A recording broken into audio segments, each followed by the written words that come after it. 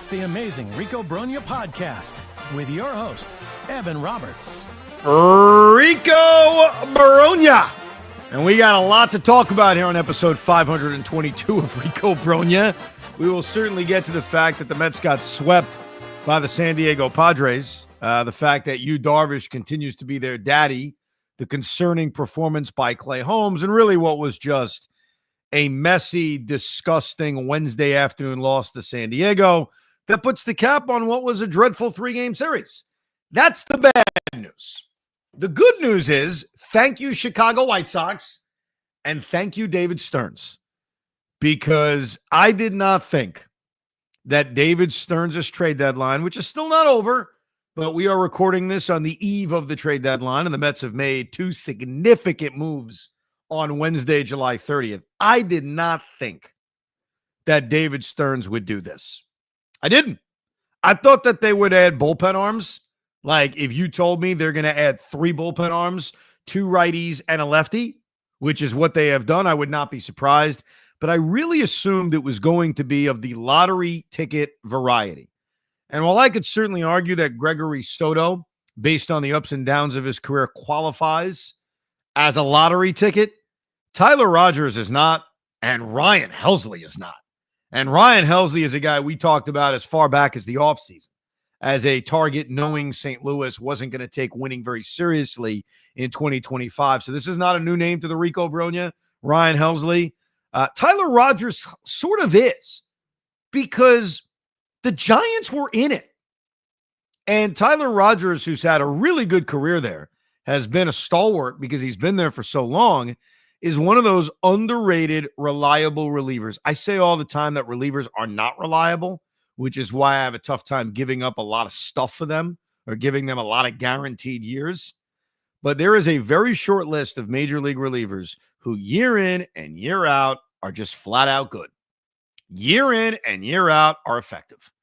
And Tyler Rogers, without becoming closer, because he's not in San Francisco, has been one of those guys.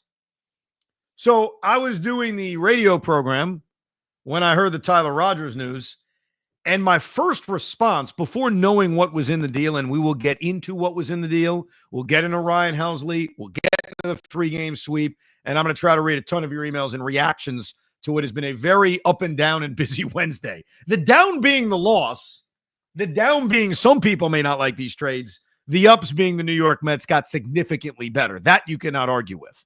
But when I heard they acquired Tyler Rogers, I had a couple of reactions. Number one, I was surprised because, like I said, I didn't think that the San Francisco Giants were selling.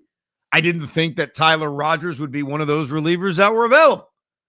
So the news was met from me with excitement, with, wow, okay, you just gave yourself a submarining right-hander who stereotypically you would think is murder on righties and can't get lefties out. And that's not his track record. He gets everybody out. Lefties, righties, he's reliable. And I knock on wood when I say this. His track record is of one who stays healthy. I know I may live to regret those words, but I'm just responding to his career. I'm not predicting his future. None of us can predict the future. But what we could say is that Tyler Rogers is one of those relief pitchers whose track record is that of reliability. And you don't have a lot of that in Major League Baseball. Here, let's go through it. This season, he's led the league in appearances, 53. He's thrown 50 innings to a 1.80 ERA. And a fielding independent pitcher, which tells you those numbers are relatively accurate. A FIP of 2.6. Last year with the Giants, 77 appearances, which led the league, 70 innings, a 2.82 ERA. The year before that, 68 appearances, 74 innings, a 3.04 ERA. A little bit higher. And I know ERAs are, kind of tough to read with bullpen arms. One bad performance can clearly ruin it for you. The year before that, 68 appearances, 3.57. The year before that, 80 appearances, 2.22.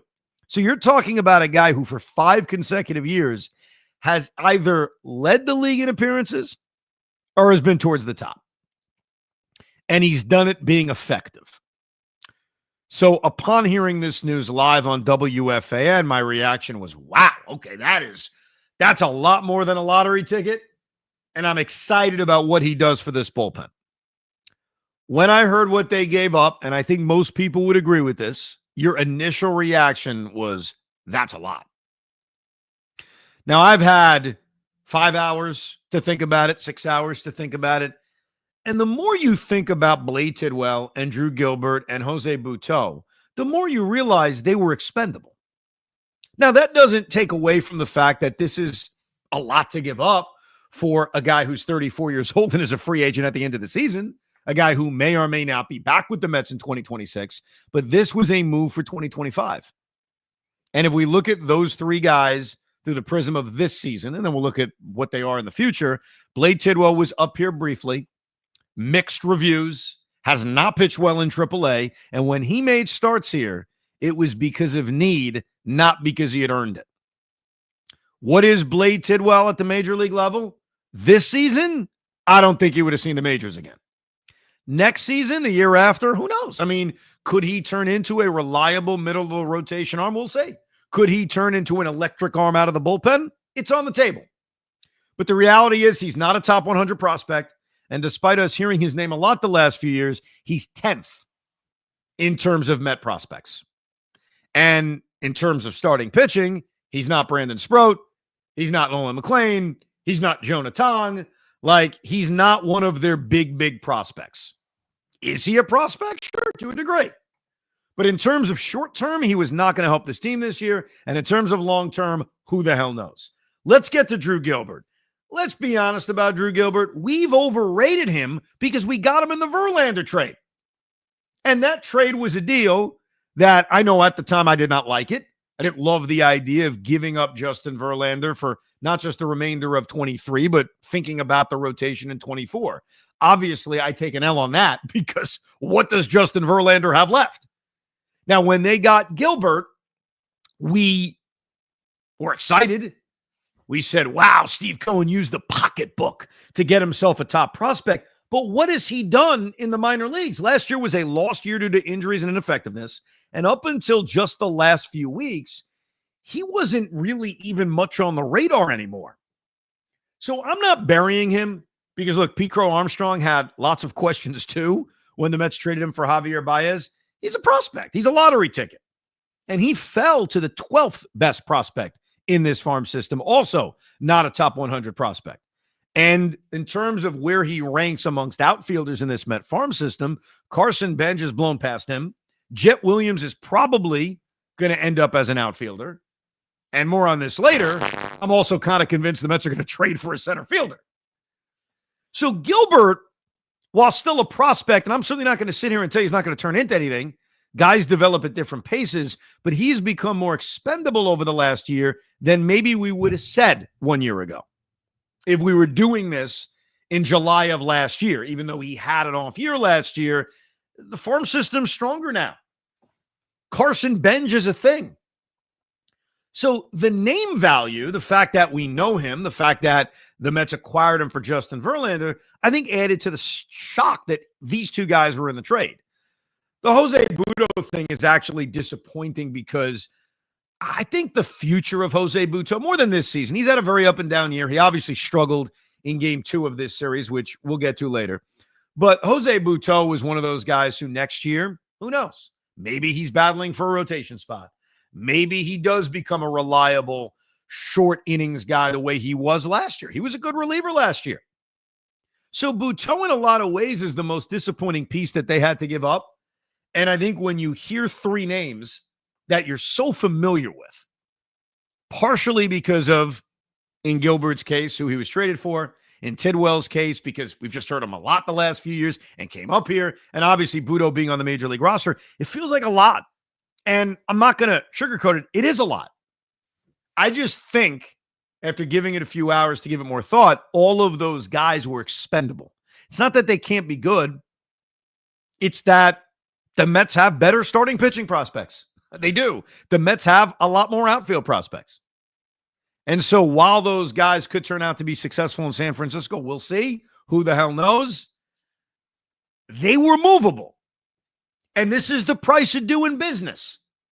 Do we want to win? Do we want to see the Mets improve their bullpen? And my prediction, not what I wanted, my prediction was, hey, David Stearns is going to take out lottery tickets. He's not going to give up a lot for relievers. There are a lot of people in this audience right now who said that's not enough. You signed Juan Soto. You have Lindor in the prime of his career. You have Pete in the prime of his career. Also may not be back next year. You got to go for it. Well, if you want to go for it, it is unfortunately the price of doing business. Is it a lot for a rental? Yeah, I think it is. If I'm the San Francisco Giants, who are kind of caught in between right now, I'd be pumped up I got this much back. I would. If we were kind of one of those in-the-middle teams, we're not sure, and we had a 34-year-old reliever, we were trading Pedro Feliciano like later in his career, and we got back not top prospects, but an outfield prospect, a back-of-the-rotation starting pitching prospect, and then a helpful swing guy, that's a great return. But I get it, and I'm excited. And I'm excited because, again, going back to who Tyler Rogers is, there aren't many relief pitchers that are reliable. He's one of them. And I knock on wood because baseball is a crazy game, but his track record tells us he'll be good. His track record tells us they added a reliable reliever. So before we get to Ryan Helsley and what they gave up in that, we'll get to the Durant stuff going to Philadelphia. Hoff, where do you stand on specifically Tyler Rogers and the package they gave up, which probably on the surface sounds like a lot? Yeah, once I heard it, I couldn't believe that. Not that Budo was gone. That was, again, disappointing. I'm not even upset with Blade Tidwell. The Gilbert thing shocked me. That seemed a little bit outrageous, that you'd give up 3 players, one being someone that we've been talking about coming up and playing for a while. So that was frustrating. Tyler Rogers, I respect who he is. I don't even care that he's a free agent. Again, like you said, it's winning now. So, hey, let's go. I just wasn't like, that's the best you could do? And then hold on. Yeah. And then I get to the ball field because my kid's playing a game, and I see that Johan Durant goes to the Phillies, and I want to rip my eyes out. Yeah, so I think Johan Durant would have been the sexiest addition for a few reasons. Like, number one, he's better. And that's not really a knock on Helsley, who we'll get to, and Tyler Rogers. I mean, Durant's one of the best closers in baseball. Like, if we're making a list of the best closers in baseball, I think Edwin Diaz is probably number one. Durant's not that far off. And also the protection that he would offer if Diaz opts out. Durant is under team control for multiple years. So unlike Tyler Rogers and Helsley, who we'll get to, who are free agents at the end of the year, I wanted Durant. But think about what the Phillies gave up, and we can use it in comparison to what the Mets gave up for Rogers, who has less controllability, but is also pretty good, even if he's not on the level of Durant. And same thing with Helsley. The Phillies gave up not 1, but 2 top 100 prospects. As much as we know Tidwell and we know Gilbert, they're not top 100 prospects. And I don't even know how close they are to being top 100 prospects. So the package to get Durant, which I do want to make an equivalent of and see if you guys would have done it, is not even close to what the Mets gave up for Rogers. But I agree with you. I'm driving home from my show. I know the Mets got Rogers. I've accepted what they gave up. And by the way, even when we got the package back on the air, if you listen to me live, my response was, that's a lot. I never thought it was not a trade worth making. But it was hitting me like, wow, that's a lot. I didn't expect it to be a lot. Wow, the price tag on relievers is so high. But I never, even in the immediacy, got to the point of that's just too much. And as far as Gilbert's concerned, as I want to do, you mentioned him. I don't think, and he doesn't mean he won't be a good player, because again, he could be. Everyone develops at different paces. I don't think he was going to get a shot here. I think when you look at Nimmo's here long-term, Soto's here long-term, Benj is just flat out a better prospect. Jet Williams may end up in the outfield. I still think they're hunting for a center fielder. Like, I don't think Gilbert was ever getting here. So he was going to be traded in it. Maybe it's a different trade. Maybe it's an off-season trade. Who knows what it would be? But I don't think Drew Gilbert was ever getting here. And I think that sort of became obvious over the last 9 months. Right. And again, I'm not really even upset that they got rid of Gilbert. It's not like I'm going, oh my God, how dare you give away Gilbert? It's more just, I didn't realize the price tag on these top end relievers were going to be as high. Yes. I think that's reasonably high. Jose Butto, who I know he may not have pitched well recently, he's a professional ball player. Yeah, he's a professional bullpen arm. So let's get back to Budo for a second before we get to Helsley. I prefer not to give up Jose Butto, but we were getting signs over the last 48 hours that now after it's happened, you can understand. So we haven't done a Rico since they sent down Huascar Brazoban. When they sent down Huascar Brazoban, I think our initial thought was, yeah, he's been ineffective. The Mets sent him down because of ineffectiveness, especially his last performance where he doesn't cover first base. It seems to get to him. He really started the 3-game losing streak. Let's blame Brazoban. That's not why they sent him down. Carlos Mendoza, when talking about it, said they want to stretch him out. And I heard that and I was like, that's interesting. They want to stretch him out. Now, Huascar Brazoban earlier this season was a multi-inning reliever, but because he was so effective, he started to not be as often a multi-inning reliever. But Mendy talked about stretching him out to 40 pitches. And you can't do that at the major league level. So go to the minors, stretch him out, off days in between starts or performances, and he'll be back. Even Mendy alluded to him coming back after the 10-day window expires. So I hear it. I digest it. I don't think much of it. Here's what I think of now. They knew they were getting other short relievers. And they also knew Butto, who is that stretched out guy, is probably gone. And so Brazoban was being groomed to replace Jose Butto. And also, baseball's an options game. Butto didn't have options. There was no chance to send him down. There was with Brazoban. And if you look at the current makeup of this Met roster, they have 7, what I like to call guaranteed arms now. Gregory Soto and Brooks Raley from the left. Edwin Diaz, Ryan Stanek. You don't have to love him, but he's got a guaranteed contract. And now Helsley Rogers. And the other guy, the 7th guy, is Reed Garrett, who has options left. But the Mets aren't sending him down. He's overall had a good year. So now you have 7 of the 8 spots completely locked up without kind of wiggle room. Brazoban has wiggle room because he has options. Blackburn may be on his way back. You have no room with him. And Tyler McGill apparently is on his way back too, about to face hitters. He has options. So I think a part of why Butto became more expendable, Hoff, is that he didn't have options. And when you look at this bullpen now, they didn't have like wiggle room. You know what I mean? No, I get that. But here's another thing too, though. You're right. They don't have wiggle room. And they may have just found another bullpen arm in Clay Holmes. Time out. We'll get there. Take a deep breath. We got a lot to get to on this, Rico. We haven't even touched getting swept by the San Diego Padres.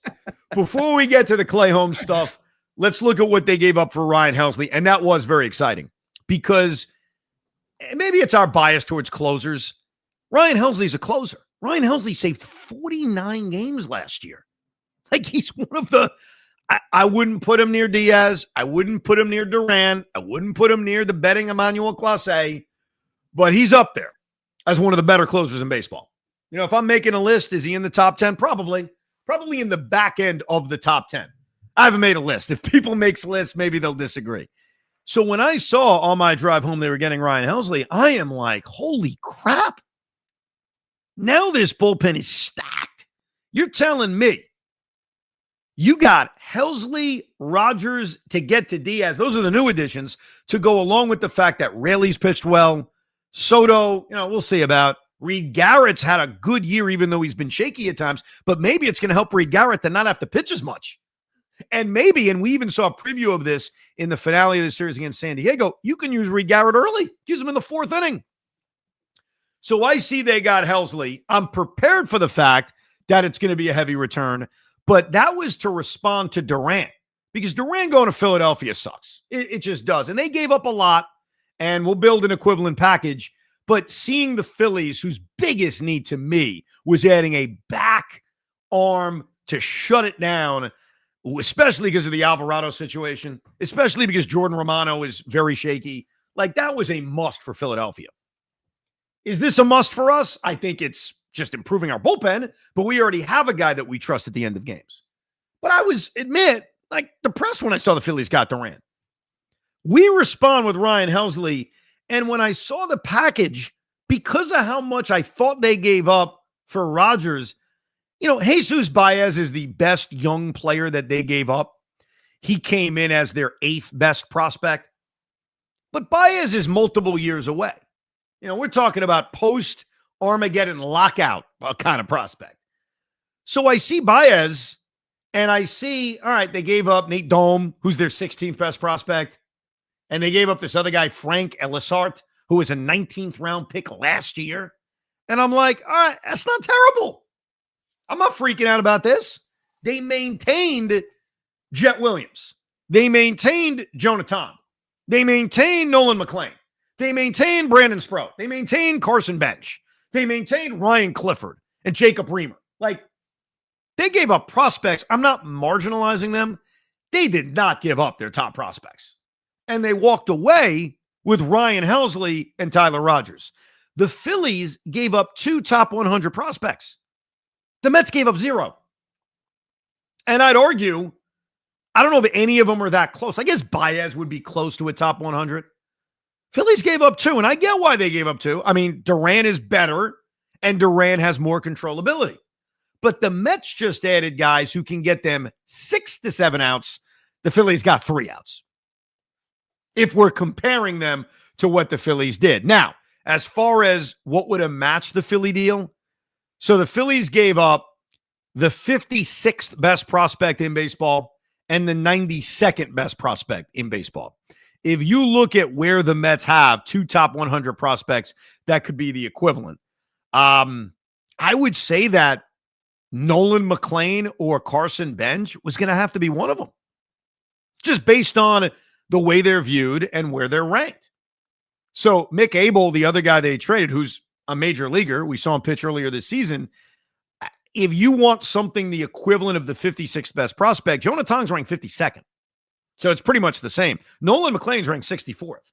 And I'm not telling you these rankings are the end-all be-all, but just to have a frame of reference on what matches that, the Mets would have to have given up Benj, McLean, or Tong as one of the pieces in the trade for Joan Durant. That's a lot. And as much as I wanted Durant, those guys I just mentioned, all I think are going to be a big part of the Mets in the next year and a half, like that quickly. And in Benj's case, he's their best outfield prospect, unless you consider Jet Williams an outfielder.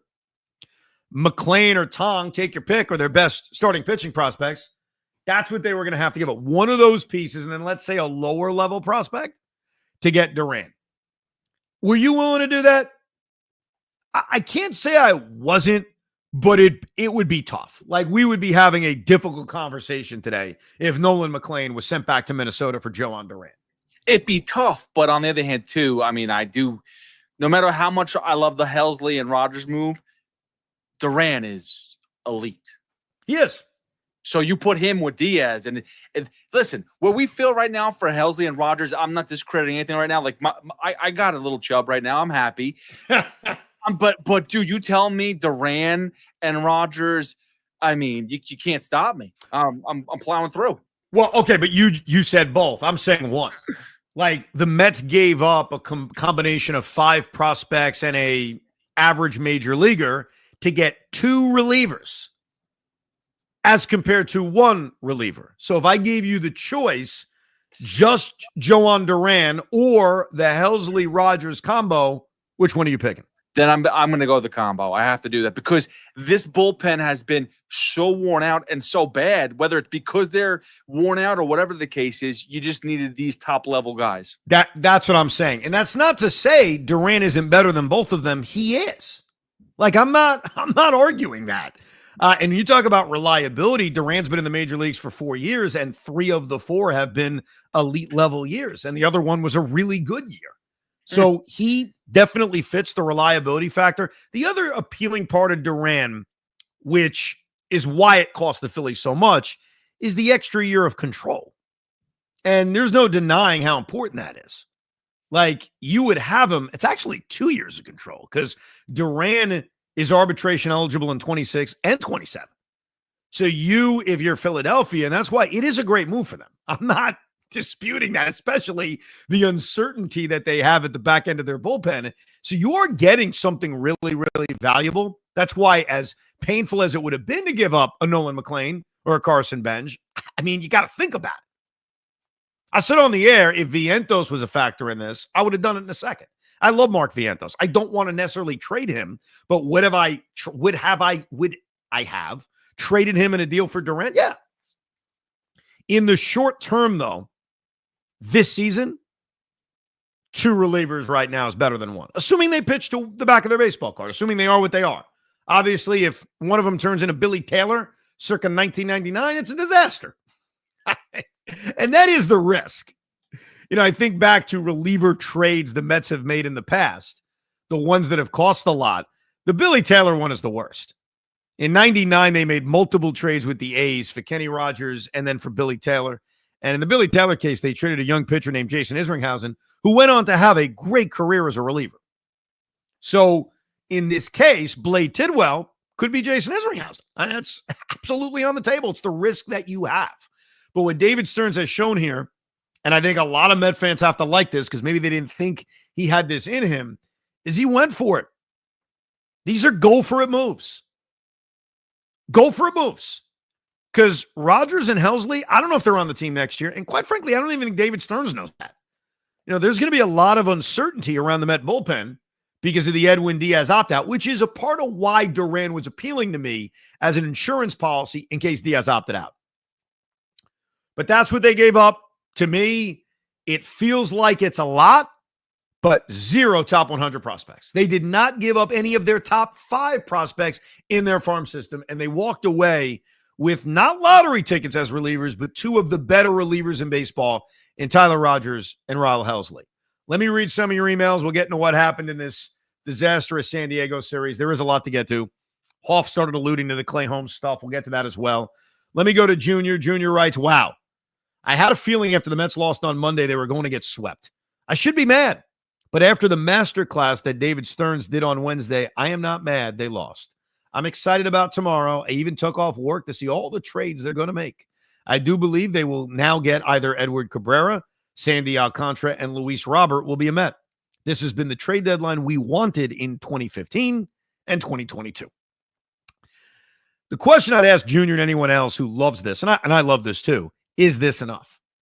If they don't add a starting pitcher, if they don't add a center fielder, whether it's Robert Jr. or Mullins, would you be able to walk away and say, hey, this was a great trade deadline? Scott writes, on July 20th, a mere 10 days ago, we had a rested bullpen coming off 2 losses after the All-Star break. Desperately needing a win against the Reds, who are right behind us in the standings, David Peterson left after 6 with a 2-1 lead. And I must stress again, with a rested bullpen, we went to Huascar Brazoban in the 7th, Reed Garrett in the 8th, and after Edwin Diaz came in with 2 outs in the 8th and blew the save, Ryan Stanek saved the win after we retook the lead. I wrote at the time that there wasn't one pitch thrown by the 3 other than Diaz that I felt confident in. Now, replace those 3 with Soto, Rogers, and Helsley, and even if Diaz was mistakenly locked up by ice before the game, what a bleeping difference. Okay. For far better to get those 3 than Durant. So I hope no Ricoers are complaining about cost, about Pete forgetting how to hit, or about him and Lindor being the worst hitter statistically among starters since mid-June. Have at it. But I have confidence that will change. This bullpen for the playoffs is nuts. They have a very deep bullpen. And to put in perspective how deep it is, Reed Garrett, who pound for pound has had a good year. I know he's had his moments, he's had his implosions, but overall, when you look at what Reed has done this season, we have to be fair and say he's had a good year. The Mets could use him like they did on Wednesday in the 4th or 5th inning.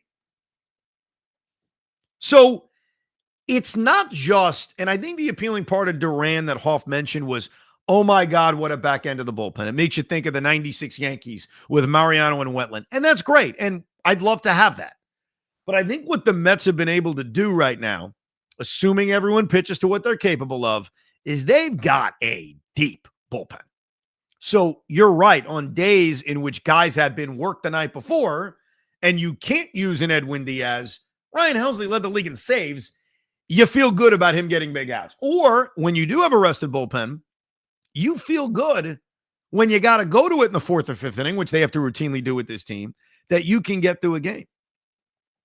Let's assume the Mets make the playoffs. I don't like to make any assumptions. It is still July. You're rested in the bullpen in the postseason because of the off days. There's just so many of them. Like, they haven't announced yet the NLDS schedule. And let's say the Mets are fortunate enough to be in the NLDS. But last year, the American League had game, off day, game, off day, game. Do you guys remember this? If that's the National League schedule, you're going to have a fresh bullpen every playoff game, which means our craziness that we've had about starters getting pulled early, we're not going to be as crazy about it when A, you have a bullpen as deep as what David has built, and B, a bullpen that's always going to be rested. Salvatore writes, dart throws. I've never been happier to say you're wrong, Evan. Stearns didn't throw darts to see if they'd stick. He threw haymakers. Now he has 20 hours to address center field and starting pitching. LFGM Sal. I don't think they're going to add a starter. I don't. I think the way they're going to view this, and look, I've been wrong so far, right? I thought they were going to go lottery tickets for the bullpen. They clearly have not, based on Ryan Helsley and Tyler Rogers. And we could argue Gregory Soto. We can't argue that Rogers and Helsley are just proven good commodities that cost a lot, but they're better than dart throws or lottery tickets. My gut feeling now is this is their rotation. Paul Blackburn comes back for depth. Tyler McGill comes back for depth. And if the Clay Holmes thing continues to be an issue, if Frankie Montas is an issue, they are going to deploy these young arms. Now, David Stearns hasn't done it yet. We were screaming about this 2 weeks ago, but I think Nolan McLean and Brandon Sproat are close. And instead of them being deployed as short relievers, which we speculated about, if they didn't get relievers, I think it may be more now in the rotation. Now, that doesn't mean I don't think they're trying. I think that Sandy Alcantara has always been an apple of their eye, and they're going to try to get him if he's available. And I'd be excited about him. He has pitched a lot better. His last performance was great. I don't know if there's an innings restriction on him. That's kind of for the Mets to decide. The Marlins, who cares? If they trade him, it's not their call. But more so for next year and the year after, I think he's going to be great after Tommy John surgery. What is he the rest of this season? It's a question. But it's the same questions we have for Clay Holmes. Now, let's get to Clay Holmes. We'll get to the finale of this series. We'll work in a little bit of game two. We'll pick the Rico star of the series. We'll do all your traditional stuff that you're used to here on the Rico Brogna. But I do want to remind you that you can celebrate your highlights with Mio Sparkling Sake, a true crowd pleaser. Light, bubbly, and easy to enjoy, whether you're at Citi Field or your favorite spot. As for Mio Sparkling Sake by name, a new tradition served chilled, imported from Japan. It's the official sake of Rico Brogna. Enjoy responsibly. Before we bury Clay Holmes, which I think we're all ready to do because of how ineffective he was in this start and because of how, even in his good starts, he's been shaky, I do want to mention that Clay Holmes on regular rest, which is what this game was, is a problem. So before we declare he cannot start, they got to move him to the bullpen, which should be on the table. He has been a problem on regular rest. This was only his third start on regular rest, and they haven't been good. And he's not the only one that falls victim to this. Frankie Montas's one start on regular rest was his worst start. David Peterson, who we all love, his starts on regular rest, let's go through them. 4 2/3 innings, 5 runs. 4 innings, 5 runs. 5 1/3 innings, 2 runs. So one decent one, 2 awful ones. The Mets rotation, it's not just Kodai Senga who they protect. The regular rest thing's real. And in terms of Clay Holmes, who's a converted relief pitcher, who has already thrown more innings than he's ever thrown, we can't ignore that that's a thing. And so because of the way this deadline is going, I've gone back and forth on what to do with him. We were talking on the radio on Wednesday after this performance. Hey, you got to talk about moving into the bullpen. It's got to be an option. Now, the Mets have had such a strong deadline adding bullpen arms. Clay Holmes is not a need in the Met bullpen. We just went through it. Like, I don't even know what Clay Holmes' role would be in the Met bullpen. I don't know. So it's not even a need thing anymore. It would be a, hey, can he get guys out as a starting pitcher? 5 innings may be enough. If you're going to get innings from everybody else and you've got a deep bullpen, it's not even the 5-inning thing. It's more, Can he pitch on regular rest? So far, the track record says he cannot. It's only 3 starts. It does not look good. This latest one was a regular rest start. And B, can he kind of change the tide of where things have been going over the last 8 starts? We've talked a lot about Clay going to the bullpen before the season, during the season. The thing that's happened over the last 5 hours that keeps him alive in the rotation is acquiring Ryan Helsley and Tyler Rogers.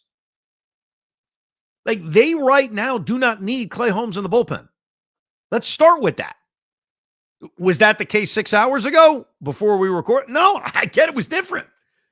But now, when you look at the state of this bullpen, moving Clay Holmes to the bullpen is not a bullpen need. It would be a, hey, we just don't think Clay can get guys out. So, because of where this deadline has gone, because of the fact the Mets have to pay more attention to the fact that they got to give him more rest, I feel good about Manaea. He should have gone deeper in his last start. I think he's ready to go deeper in games. David Peterson does go deep into games. Kodai Senga, we'll see. Can they live with Clay Holmes going 5 innings, 1 run, 2 runs? I think they can. I think they are now equipped to live in that world where he doesn't go deep into games. I think we need to see the Mets make a concerted effort, and it is not easy, but it can be done, to keep Clay Holmes on the Kodai Senga schedule. I think he is most effective when that's the case, and I think that's what they have to start looking at. If you look at not all of his starts, but a lot of his struggles recently have come from that. Now, I look ahead. I do not see him needing to make a regular day start until August 17th. So he will have a chance to make 2 more starts on regular rest. And we'll see before he has to make another start on, or 2 more starts on extra rest before he has to make a regular rest start. And we'll see what that turns into. But right now, the makeup of this team and the fact that they've added 3 relievers and no starters leads to Holmes remaining in the rotation for now. Now, Hoff, you alluded to it earlier about Clay Holmes being another reliever. You hear what I'm saying about the state of this team right now. Do you really want to move Clay Holmes to the bullpen? I don't think he can pitch the way we need him to. Which is what? I don't think he can go more than 4 innings now. It's a 4 or 5 inning struggle, and I understand. But hold on. In his last start before this one, on an extra days of rest, he went 5 innings and allowed 1 run. That's not 4 innings. That's 5 innings. I understand. It's a tightrope though with him. It's a tightrope. In every game you put him out there. Listen, he has totally surpassed any type of innings limit that he's ever had. I mean, completely doubled the numbers. I have no idea anymore where we're even sitting at these days. But the point is, I just don't trust him to be able to do the job right now, even on the back end of the rotation. And you could say you give him an extra day's rest. It's fine. It's still, if we're going to constantly go and give, it's because it's not just him. It's him. It's Senga. It's besides Peterson. Even Sean Manaea right now is going 5 innings. I know he wanted 6 the other day, but he's still not going that far. He's ready to bust out of that, though. Sure? Look, you need in this day and age to have efficient starts. Like if you throw 90 pitches in 5 innings, yeah, the odds are your manager's going to pull you out. It is what it is. So I think what would help Sean is not to have 14 pitch at bats. Well, that was a killer. I mean, come on, dude. I mean, yeah, you think he planned that out? No. But I think that Sean Manaea can go deep into games, but like anyone else, they've got to keep their pitch count down. Here are Clay Holmes' last handful of starts. And you're going to notice a trend. 5 1/3 innings, 2 runs, 4 walks. So put a lot of guys on base, but pitched into the 6th inning against the Brewers and allowed 2 runs. Not a bad start. I would say an acceptable start. And that's the game I want to play with you. Acceptable, give me a break. All right, those are our 2 bars here. 5 1/3 innings, 2 runs. Is that an acceptable start? I'll give you an acceptable. No, you're giving me. Yes. In this day and age, 5 1/3 innings, 2 runs, you're thinking about it? By the way, can I just really I'm gonna throw off everyone for 1 second because I was talking to your boy Chad before. We were talking about 10 years ago how we used to be like, hey, you think this guy is gonna be able to get a complete game shutout? You think in our fantasy league. And now we're like, do you think he can get a quality start? Do you think he can get like 5? Do you think he can get 6 innings? No, it's not that happening. is exactly why in our fantasy league I changed complete games to quality starts because complete games don't exist. Nah, dude, the game is a different game. That's why you got to be fair. I'm trying to be as fair as I can with this. I understand. Because my opinion on Clay Holmes has evolved based on like the trade deadline. Like I've said this since March with you.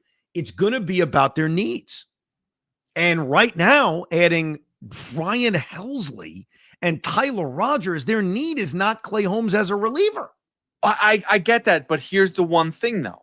And this is why I'm looking past the next 2 months. Can you survive with Clay Holmes going out there every 6 game? Sure, you can do that. But playoff time, can you rely on Clay Holmes? The playoff thing is irrelevant right now because they're not making a playoff rotation on July 30th. But aren't you making a playoff push? Well, yeah, but you need 5 or 6 starters to do that. In the postseason, depending on the way the series is laid out, you're not going to need that many guys. And performance will dictate that. But just hear me out. Play the game with me briefly. I'll play the game. Let's go. Let's start June 25th. 5 innings, 1 run against Atlanta, 4 walks. Is that an acceptable start? 5 innings? Yes. In this day and age, yes. Well, that's what we're doing. You're going to fight with me on this, aren't you? On every single one. I hate it. Yeah. Okay. Continue. Right. Yeah. Milwaukee, July 2nd, 5 1/3 innings, 2 runs. Again, 4 walks, but 5 1/3 innings, 2 runs. Acceptable start? Acceptable. The one against Baltimore, I remember, I think a bunch of inherited runners score, but nevertheless, his line, 5 innings, 5 runs. Not acceptable. No, I agree with you. 5 runs is way too much. And I think, if memory serves correct, he started the 6th inning and put a bunch of guys on base, and that was the thing that killed him. They like to do that. They like to give the plus. Let's try to get them in, and it doesn't work out. Well, maybe you shouldn't. Kansas City, July 13th, 5 innings, 2 runs. Acceptable start? Acceptable in these days, yeah. July 19th against Cincinnati, 5 1/3 innings, 5 runs, 4 earned. Acceptable start? Unacceptable. Here's the problem. It was the same issue. He got through 5 innings, allowed 2 earned runs. They let him start the 6th inning, a walk, and a cheap infield hit. And it comes back and it hurts his line. So I would say he wasn't bad in that start, but you're right. The line isn't good. And then his last start before this one, 5 innings, 1 run against the Giants. Yeah, that's again acceptable, but I mean, no. Can we push a little bit more? I know. No, you don't want to push him more. I know. That's the point of this whole thing. So what is Clay Holmes? If you guys could accept that David Stearns just went out and cooked by acquiring Ryan Helsley and Tyler Rogers, we would start with this basic opinion. They no longer need Clay Holmes in the bullpen. Their bullpen is loaded right now. Do we agree with that? Yes. Okay. Yeah, it is. Stop right there. So this isn't about needing him in the bullpen. We are clearly seeing 2 things about Clay Holmes. And I am not comparing him to a Cy Young Award winner, despite making that bet before the season started, or saying he's even going to start a playoff game. He needs extra days of rest, pain in the ass, but the reality. And if you take him out after 5, it's usually 5 innings, 1 run, and you're in the ballgame. That is acceptable for a back of the rotation arm. And right now, the Mets need a back of the rotation arm more than they need a back of the bullpen arm. So that's why, and it's so funny, bro. Like, I literally argued the other side 6 hours ago on WFAN. Me and Tommy were fighting. But what changed, like Tommy will kill me and say, oh, you changed your mind. I convinced you. What changed was Ryan Helsley. That's what changed. Right. Like, what changed was it's no longer about a need of him in the bullpen. Now, guys get hurt, we'll have a different discussion. Or if Clay Holmes is unpitchable as a starter, we'll have a different discussion. His start on Wednesday sucked. He was not helped out by defense. Francisco Lindor needs to make that play, and Pete Alonso needs to scoop it. But with that said, Clay doesn't have to give up a 2-run bomb. He doesn't have to groove one after he got the first 2 out. So, 100%. Everyone deserves blame on this, but it was a bad start. He needs to make a start 6 days from now. And right now they need him in the back of the rotation. If that changes, we'll talk about it. But I don't think that's changed. All right, so one final question on this, and remember the old Omar Minaya start when he went through the numbers. Do we have a 1, 2, 3, 4, 5? Goes through a whole list of things. Yes. I need to ask you. I'm going to do this. Okay, is Sean Minaya where would he sit in a rotation? 1 through 5 or 1 through 6? I guess in this case. What's the question again? Where would he sit as a starting pitcher in a rotation 1 through 6? What number would he be at? Sean Minaya. Sean Minaya. I know a lot of Met fans want to say he's a 1. I would compliment him and say he's a 2, 3. Okay. David Peterson. 2, 3. Okay. Kodai Senga. 2, if he ever could stay healthy. 1. He has pitched like a 1 in terms of success, but I need more reliability and I need more, innings. But I think all 3 of those guys are like in that 2 area. Okay. That's fair. That's pretty good, by the way. Okay. Now hold on. Yes. Clay Holmes, where does he sit? I think right now that's a 5. If you're going 5 innings, 1 run, 5, but you could keep someone in the game, that's a 5th starter. Frankie Montas. 5th starter. Okay. When Paul Blackburn comes back. He is the definition of a swing starter. He is a 5th, 6th guy. That's a rotation. I mean, you basically said what they all are. But you don't have a top end and you got a bunch of 5th starters. That's the whole problem. So I would love for them to get a starting pitcher that you would put ahead of Clay Holmes and Frankie Montas. It doesn't feel like that's happening before the trade deadline. It just doesn't. It doesn't feel like that's occurring. I'm not saying they shouldn't look for a starting pitcher. I'm not saying an ace wouldn't be amazing. I think the Mets agree with you. I think the Mets are going to say, we'll trade for a starter if that guy can start a playoff game. I don't think they feel like they need to add another back of the rotation arm because they already have that with Clay Holmes and Frankie Montas and Paul Blackburn. Now, the uncertainty to all this is the young arms. Does this create an opportunity to call up Nolan McLean? And I'll tell you exactly how I would do it. And it's tougher because they have so many guaranteed arms in their bullpen right now. But you talk about Clay Holmes not going deep enough into games. How about you tag team them? How about Nolan McLean gets called up? Calm down over there. No, Nolan McLean gets called up and he piggybacks Clay Holmes or vice versa, like they did right before the All-Star break. That's the way to get a young guy up here, not put too much pressure on them, and make it work with the fact that Clay Holmes is a 5-inning pitcher, and he is a 5-inning pitcher. If I've learned anything to a half of Clay Holmes, I think he can be a starter in this league. I am not giving up on him. But he is proving, at least in year 1 of this experiment, he's a 5-inning pitcher. And pushing him into the 6th inning fails every effing time.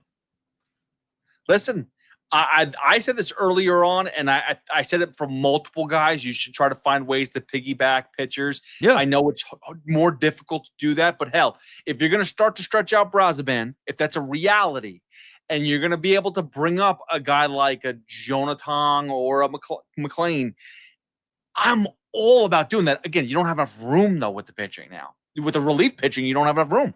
Yeah, I think the way you would do it is you would call up a 6th guy. It's almost like a 6th starter, which they're going to add at some point, probably Paul Blackburn. Like he's going to be up here at some point, and then you send them back down, and you basically use that spot as a roving spot. Because right now, the Mets, like I said, have those 7 guaranteed guys with Raley, Soto, Diaz, Rogers, Helsley, Stanek, and Garrett. Now, you could send Reed Garrett down. It doesn't make any sense. You could call him back 10 days later, like they're doing with Huascar Brazaban. It will be easier in September because you add those 2 extra roster spots. So I think manipulating this thing in September, if you do piggybacks, could work. But I do want to see these young guys at some point because they're earning it. We talked about that a few weeks ago when they were using openers and it was so frustrating. These guys are earning it. Let me get to some more things about this series.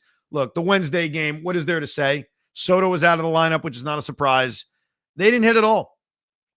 And right now, and we can go over the numbers, they're dreadful. Francisco Lindor and Pete Alonso are a major problem.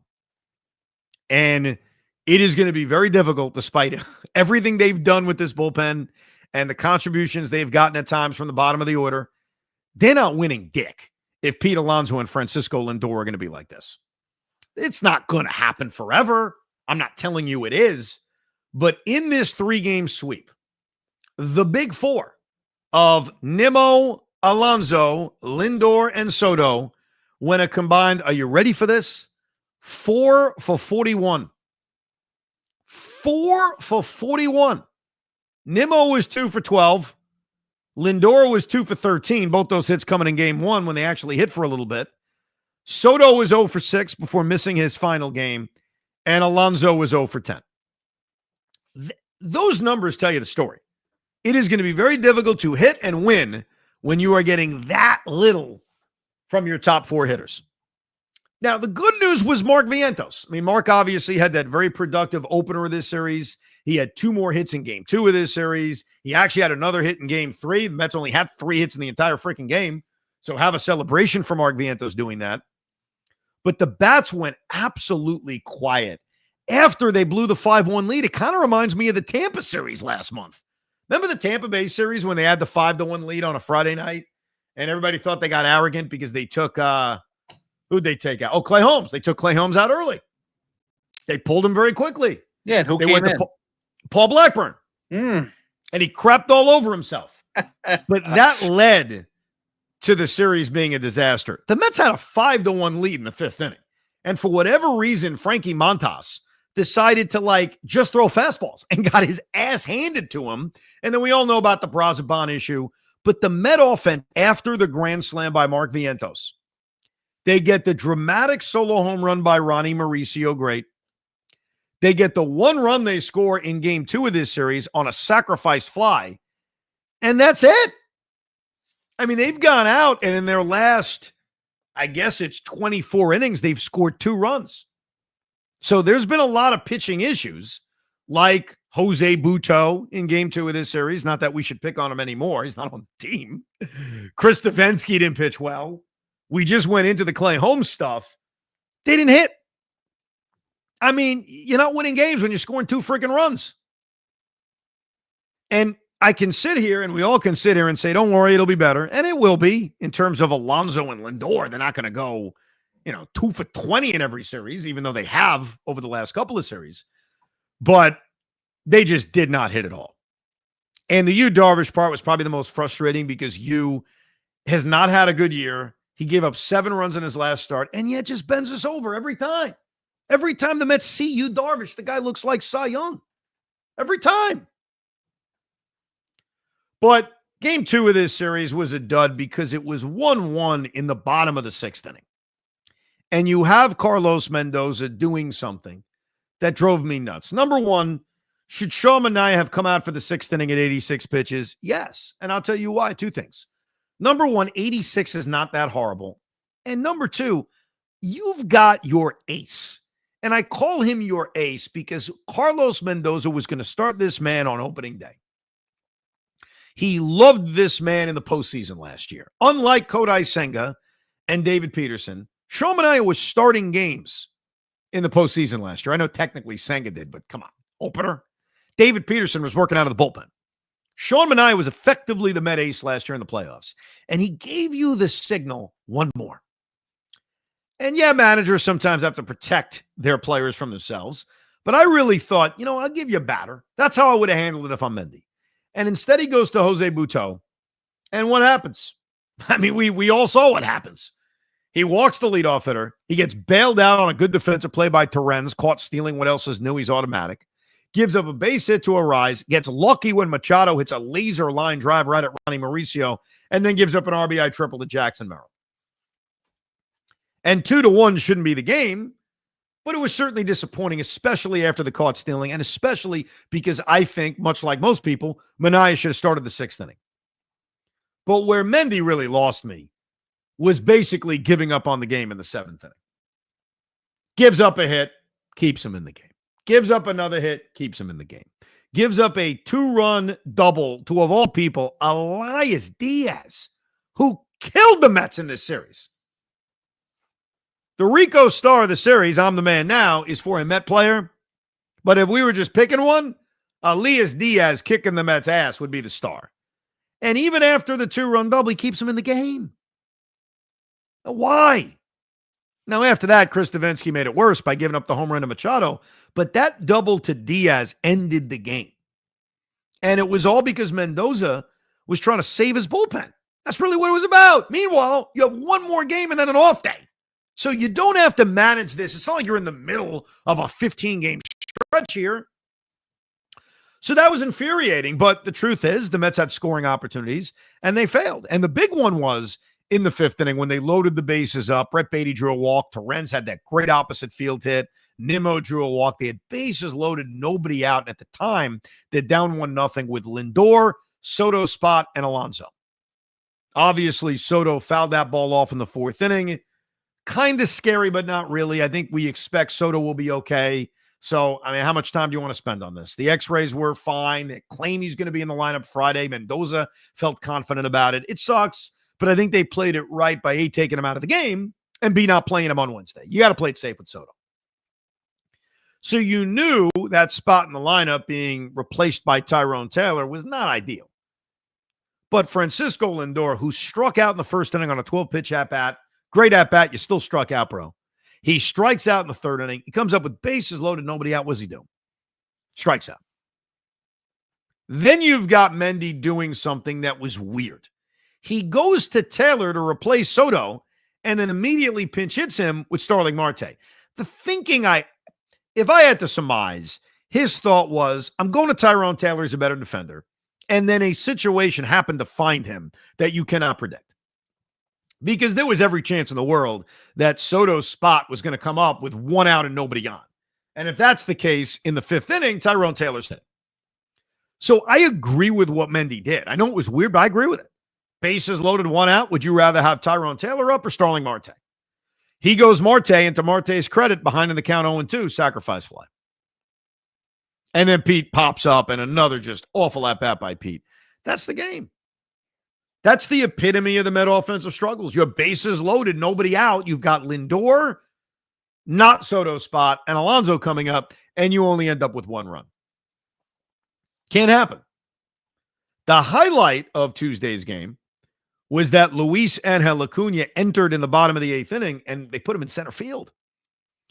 Way back when, if you listen to Rico, I don't know, episode 420, if you want to go back 100 episodes, I talked a lot about Acuna in center field, and I did not understand why Mendy doesn't play him there. And I asked Mendy point blank one of the times I spoke to him, why do you not trust him in center? And his answer was, I do. I just trust Acuna better at second base than McNeil in center field. Like, you see what I'm saying? And that was his explanation, that he thought McNeil in center, Acuna at second is better than Acuna in center, McNeil at second. Which I kind of understand. But we still hadn't seen a lot of Acuna in center field. We saw him play center field in the bottom of the eighth inning, one of the rare times we do, and the first pitch or the first batter hits a line drive right at him, or not right at him, but towards him, and he makes a nice catch. I don't think this will lead to anything. I don't think this was even a showcase spot. I think it was merely, I want to get Marte off his feet. We're getting our butts kicked now. It's 7-1. Marte had to play the field once he pinch hit for Tyrone Taylor. So it was cool to see. It was interesting to see. It shows you that he can go out there and at least be a factor in center field. And considering how bad Tyrone Taylor's been offensively, is it really that crazy to consider an Acuna day in center? I appreciate Tyrone Taylor's defense. I do. But there comes a point where you need to contribute. And he hasn't done that offensively. And if Acuna can play a good center field, we know what he can do. And he really hasn't gotten a lot of opportunities over the last few weeks. I think he's going to be traded.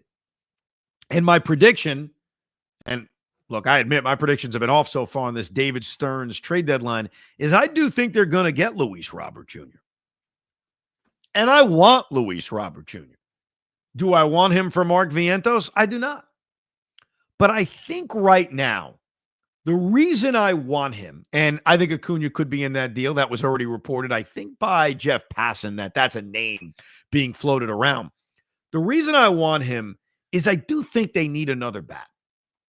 They've got to protect themselves. What is Brett Beatty? We like Brett Beatty. His defense has been good. He gets red hot. He's done nothing. He's cooled off.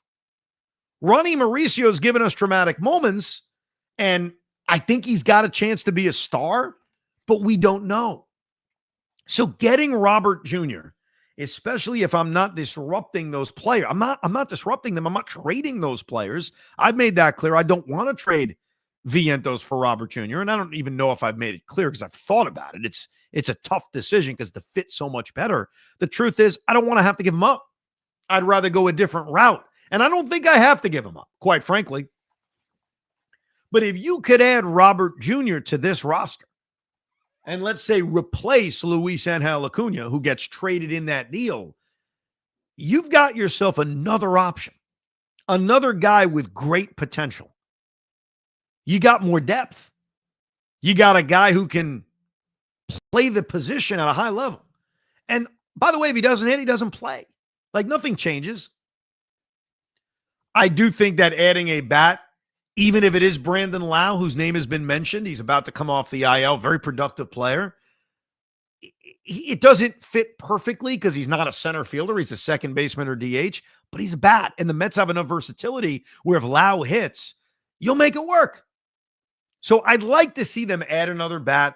I think watching them struggle as much as they have over the last 2.5 games kind of makes that easy. But we'll see what else they do.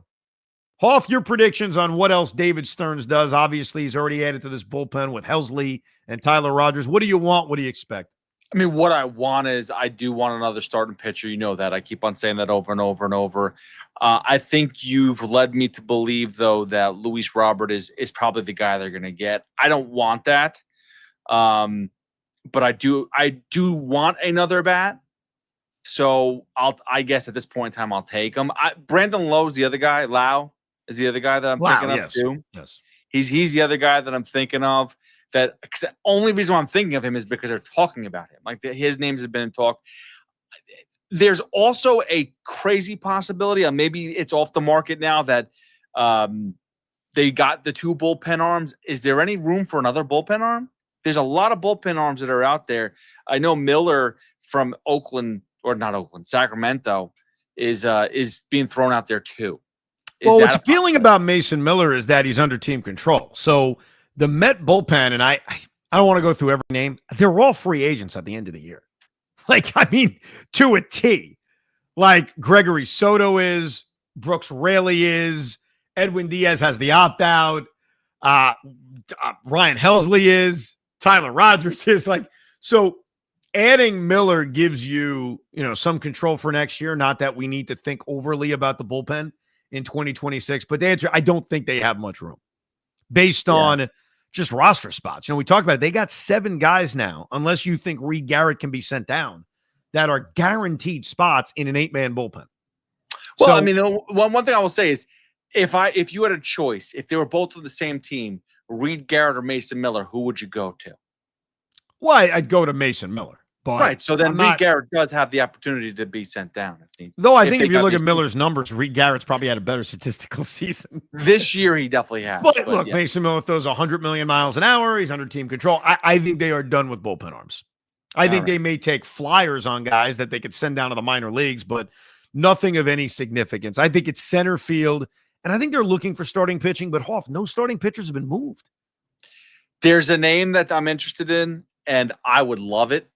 I don't think they're going to get it because I don't know, again, what his value is at the moment. But Shane Bieber, that's a guy that I would love to get. All right, so I'm glad you brought that up. So there's so many rumors leading up to the trade deadline, and one of which is Cleveland listening on Stephen Kwan and Shane Bieber.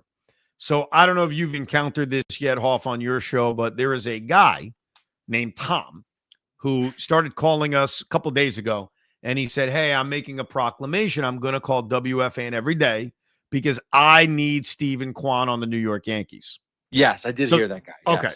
Has he called you guys too, or just us so far? No, I think he just gets through to you guys. I haven't spoken to him yet. Okay. So I'm saying to the guy, like, I get it. I get why a Yankee fan wants Stephen Kwan. I understand. But I'm like, dude, they're kind of loaded in the outfield. They're not really going after him. I think this is a Met thing.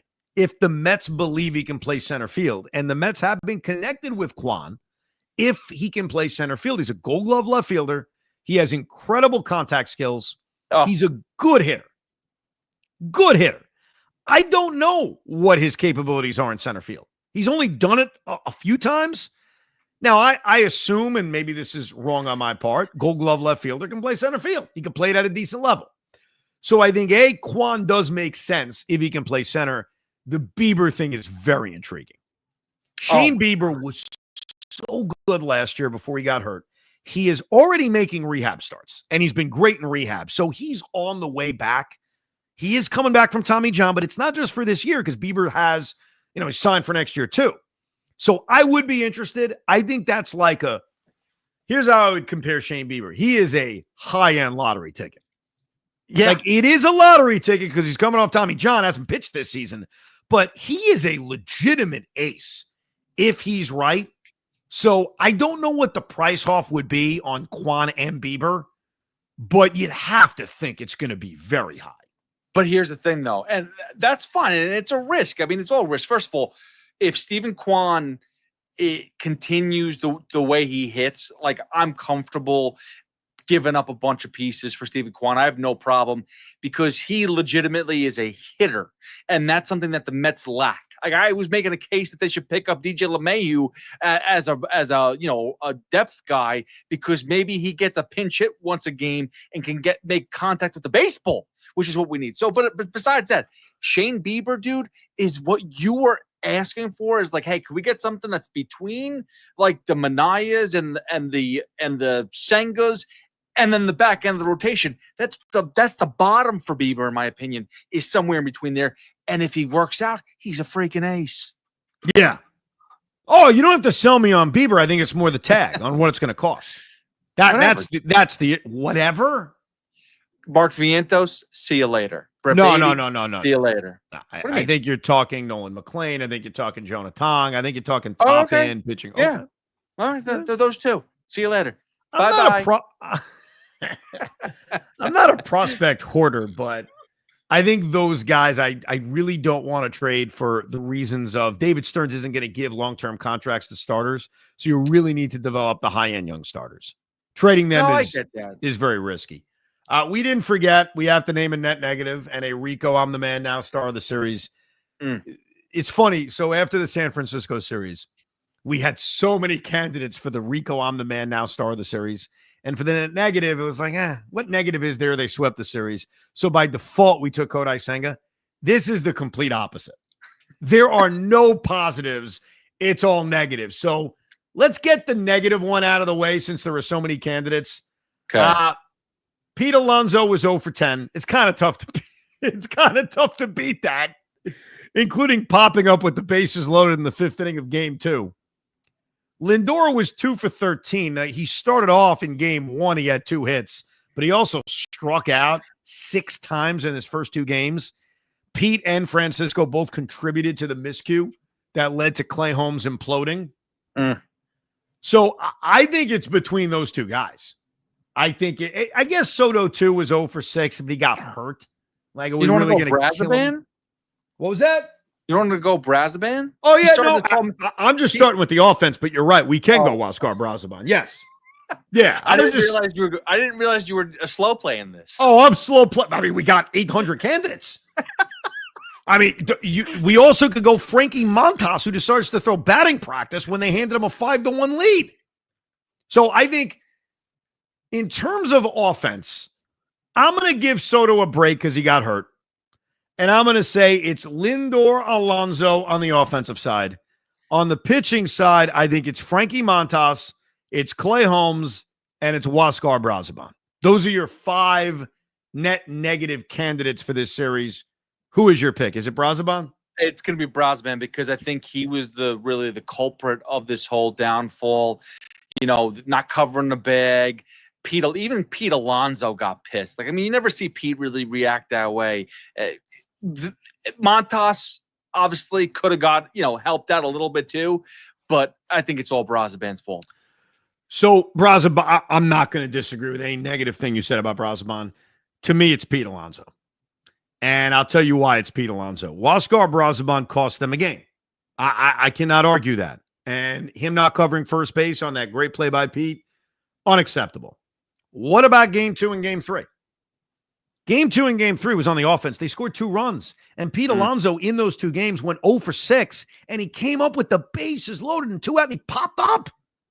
And to make matters worse, let's go to game 3 when Clay Holmes imploded right before he gave up the home run to Gavin Sheets. There was an error, and that error was charged to Francisco Lindor. I have talked up Pete Alonso's defense more than anybody else. He's the best scooper in the game. That scoop needed to be made. It was not made. I blame Pete Alonso. You could put the error on Lindor all day. Pete scoops that in his sleep, and he didn't. So between the 0 for 10, between the fact that he had a defensive miscue or play he should have made that directly contributed to Clay Holmes imploding, I think it's Pete Alonso. And I also think that when you think back to why the Mets got swept, it's the offense, stupid. They scored 2 runs in 2 games. Pete Alonso's been the face of that. So I overrule you. It's Pete Alonso. That's fine. I'll take it. I'll take the L on that. It's funny, though, because Pete Alonso was at one point in time, I think he was batting like 310, 320, and he's down to almost, 250? He has been on an incredible dive over the last 40 games. And I figured out how to do this courtesy of Pete Hoffman on Baseball Reference, where you put a date and then you connect it with another date. Pete Alonso in the last 40 games is hitting like 170 with an OPS under 6. I could sit here all day and try to figure out what's going on. I don't know what's going on. Same thing with Lindor. They're not hitting. They got to hit. I'll keep it very, very simple. An hour and 10 minutes into this Rico Brogna. They got to hit.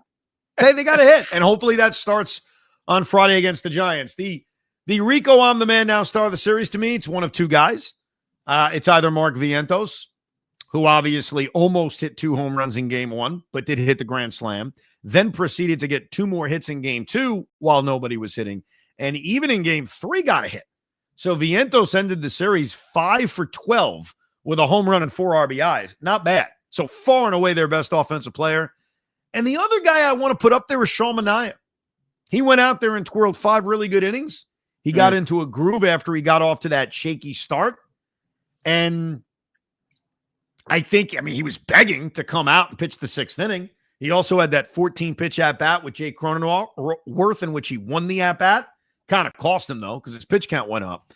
So I think it's either Manaea or Vientos. I'm good with either.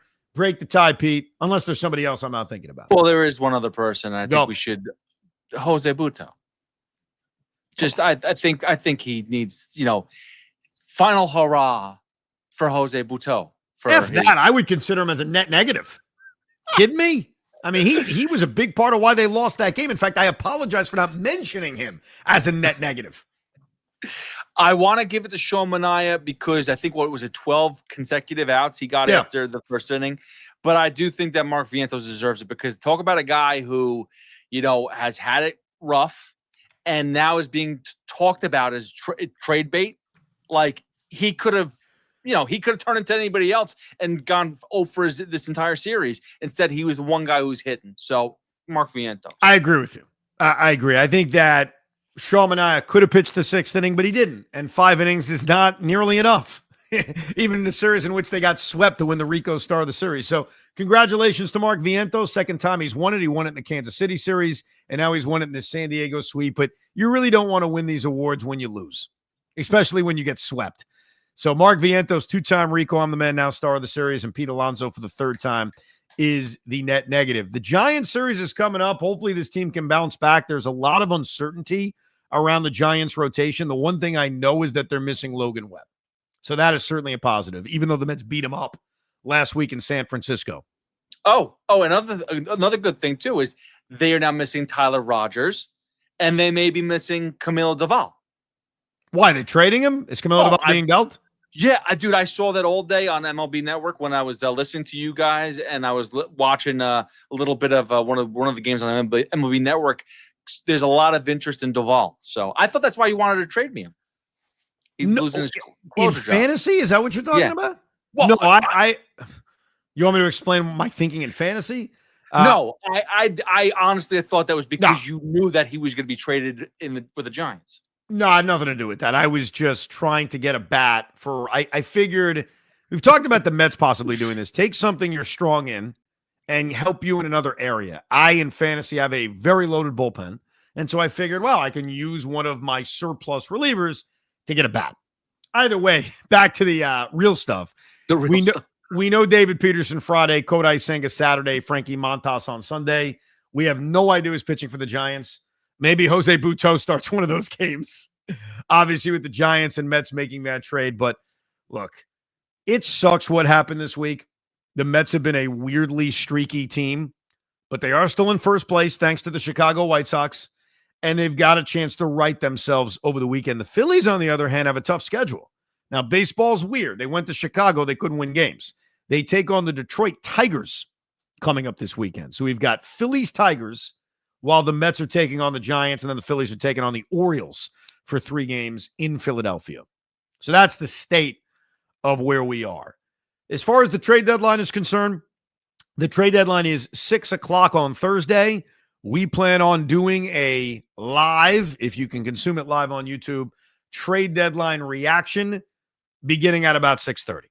I'll be driving home from Giants camp, so it'll be a drive home reaction, but we'll react to what the Mets did do, didn't do, and really everything else in baseball, because the trades are coming in hot and heavy. There's a lot of moves being made, even if they don't involve the Mets, but maybe involve their rivals or other teams that are going for it. Like the Cincinnati Reds are going for it. They just traded for Zach Littell at Tampa Bay after he made a start against the Yankees. They traded for Brian Hayes. Like, they're trying.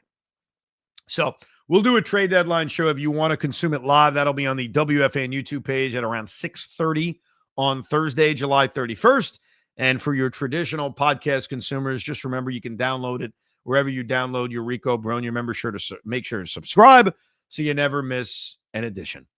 Thank you very much for listening and hanging out on a very busy episode 522 of Rico Brogna. We hope you enjoyed this episode of the Rico Brogna podcast. It's amazing, isn't it? Make sure you download it now to keep it on you at all times.